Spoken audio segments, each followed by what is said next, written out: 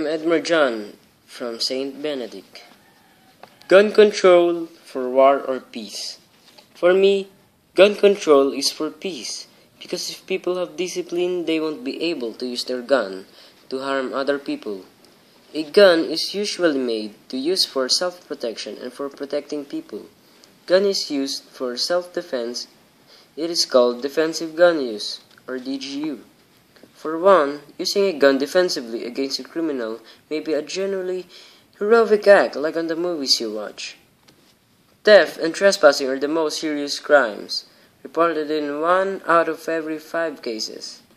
In such instances, it is a necessity to own a gun and use it rather than calling and waiting for the police officers. In my opinion, gun is for peace by using it in a defensive way and not to commit a crime.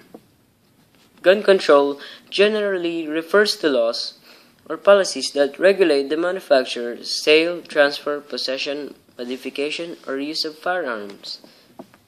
They vary greatly around the world. Some countries have very strict limits on gun possession. You can't bring a gun inside a mall because you can harm somebody. Proponents of a gun control generally argue that widespread gun ownership increases the danger of gun-related crime, homicide, and suicide.